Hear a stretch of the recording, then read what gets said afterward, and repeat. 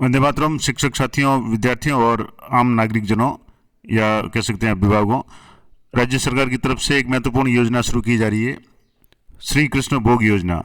Mid day meal योजना के अंतर्गत श्री कृष्ण भोग योजना शुरू की जा रही है, जिसमें आम जन को पीएम पोषण योजना यानी मिड डे मील कार्यक्रम से जोड़ने के लिए दिशा निर्देश जारी किए गए हैं। क्या योजना होगी, किस तरीके से ये क्रियान्वित होगी, तो इसके संबंध में राजस्थान सरकार आयुक्तालय मिड डे मील योजना की तरफ से एक लेटर जारी किया गया है, जो समस्त जिला को संबोधित करते हुए लिखा गया है। और ये 1/3/2024 यानी कल का महत्वपूर्ण आदेश है, और जिसका विषय है कि मिड डे मील योजना अंतर्गत श्री कृष्ण भोग योजना के तहत आमजन को पीएम पोषण योजना मिड डे मील कार्यक्रम से जोड़ने के लिए दिशा निर्देशों के क्रम में अब इसमें सारे दिशा निर्देश दिए हुए हैं। ये योजना किस तरीके से कार्य करेगी, क्या इसके जो भी होगा, तो राज्य में पीएम पोषण योजना मिड डे मील राजकीय विद्यालयों में कक्षा प्राइमरी से 8 तक के विद्यार्थियों को भोजन उपलब्ध कराने के साथ साथ उनमें आपसी सामंजस्य, सद्भाव, विद्यालय में ठहराव और नामांकन वृद्धि में महत्वपूर्ण भूमिका निभा रही है। आम जन को पीएम पोषण योजना यानी मिड डे मील कार्यक्रम से जोड़ने के लिए अनेक प्रकार के सामाजिक, व्यक्तिगत, पारिवारिक कार्यक्रमों को विद्यालय में आयोजित करने के लिए प्रेरित करने हेतु राज्य सरकार द्वारा श्री कृष्ण भोग योजना शुरू की जा रही है। यानी इस योजना का जो उद्देश्य है कि आम जन को विद्यालय से जोड़ा जाए। अब श्री कृष्ण भोग योजना के अंतर्गत भारत सरकार और राजस्थान सरकार के निर्देशों की पालना में निम्न कार्य किए जा सकते हैं। यानी इस योजना के तहत क्या क्या कार्य होगा, तो सबसे पहला पॉइंट है कि समाज के संपन्न प्रतिष्ठित व्यक्तियों, जन समुदाय या स्थानीय दानदाताओं द्वारा अपने परिवार में कोई विशेष पर्व या उत्सव या जो भी धार्मिक आयोजन होता है, जैसे होली, दिवाली, मकर संक्रांति, राखी वगैरह, या विवाह, जन्मदिवस या संतान प्राप्ति, मनोकामना पूर्ण होने पर, धार्मिक यात्रा, या बच्चों को शिक्षा में सफलता, या बच्चों को नौकरी मिलने पर, शादी की सालगिरह, यानी किसी भी क्षेत्र में विशेष प्रगति होने पर, जैसे महत्वपूर्ण जो भी अवसर है उस पर स्वेच्छा से विद्यालय में भोज आदि का आयोजन किया जा सकता है। यानी ये जैसे सामान्य रूप से कई बार विद्यालयों में 15 अगस्त और 26 जनवरी को जो भी भामाशाह है वो मिठाई वगैरह बांटते हैं और कई विद्यालयों में भोजन तक की व्यवस्था की जाती है इस दिन। लेकिन अब ये इसमें है कि कोई भी किसी व्यक्ति के परिवार में कोई भी अच्छा फंक्शन है और वो अपनी इच्छा से विद्यालय में अगर भोज आयोजन करवाना चाहे तो वो कर सकता है, विभिन्न जो अवसर है उस पर। अब इसमें क्या क्या हो सकता है, तो इस भोजन में नियमित भोजन के साथ साथ अतिरिक्त पौष्टिक खाद्य सामग्री जैसे फल है, शहद है, मिष्ठान है, दूध, दही, गुड़, मूंगफली, चिक्की आदि वितरित किए जा सकते हैं। इसके अलावा आमजन द्वारा विद्यालय में किसी भी प्रकार की अन्य खाद्य सामग्री जिसका उपयोग विभागीय व्यवस्था के अनुसार भोजन बनाने में किया जा सकता है, जैसे घी, तेल, दाल, मसाले, शक्कर आदि भी इस योजना के तहत दी जा सकती है। यानी मिड डे मील में सहयोग के लिए कोई भी भामाशाह है, कोई भी आमजन है, वो भी अपना योगदान खाद्य सामग्री दे करके भी कर सकता है। भोजन का आयोजन भी विद्यालय स्तर पर कर सकता है।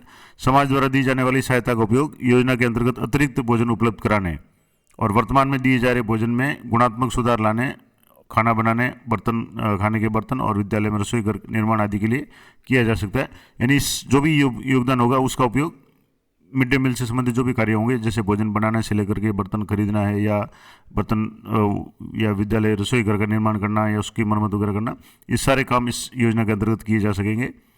अगला इसमें पॉइंट है कि दानदाताओं संस्थाओं के द्वारा योजना के क्रियान्वयन हेतु विद्यालय में खाद्य सामग्री, बर्तन है, गैस चूल्हा है, दरी भट्टी, फर्नीचर आदि सामग्री भी उपलब्ध करवा सकते हैं। यानी मिड डे मील से संबंधित कोई भी खाद्य सामग्री के अलावा जो भी अन्य आवश्यकताएं हैं, जैसे दरी पट्टी बच्चों को बिछाने के लिए, या गैस का चूल्हा है, बर्तन वगैरह है, या ये भी सारे उपलब्ध करा सकते हैं। इसके अलावा दानदाता या संस्थाएं विद्यालय परिसर में विद्यालय की आवश्यकता के अनुसार रसोई घर का निर्माण कर सकती है, टॉयलेट का निर्माण कर सकती है, पानी की टंकी आदि का भी निर्माण करके संस्था को संभला सकती है, यानी उसको हैंड ओवर कर सकती है। यानी कोई भी संस्था या व्यक्ति है विद्यालय में आवश्यकता अनुसार कोई भी निर्माण कार्य कर सकता है, करवा सकता है। पहले भी करवाए जा रहे हैं, लेकिन एक नई योजना के तहत ये कार्य मिड डे मील से जोड़ा गया है।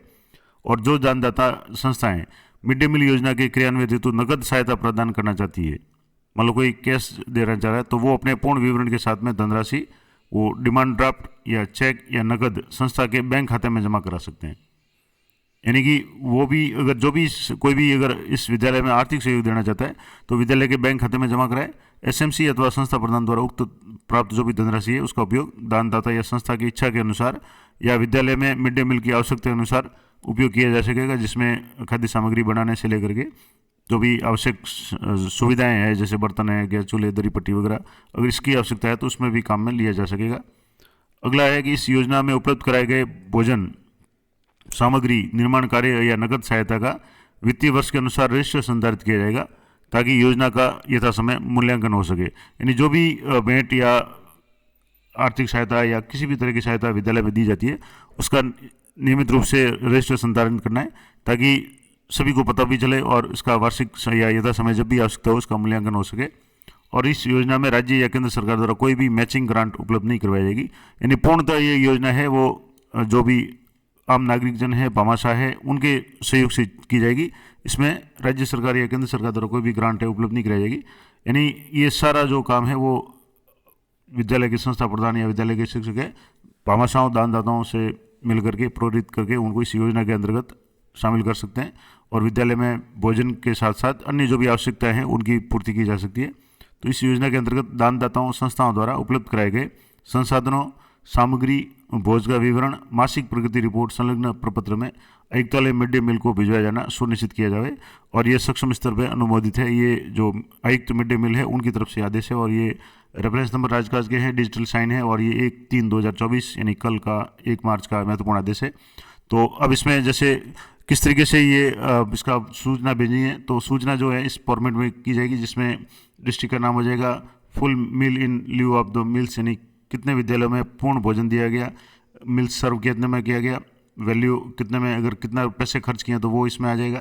एडिशन फुल आइटम में क्या किस विद्यालय में क्या क्या चीज़ दी गई है, कितने बच्चे प्रभावित मतलब बेनिफिटेड हुए, चिल्ड्रन बेनिफिटेड यानी कितनों को लाभान्वित हुआ, और नेम ऑफ द आइटम क्या आइटम या सामग्री दी गई और उसकी वैल्यू कितनी रही।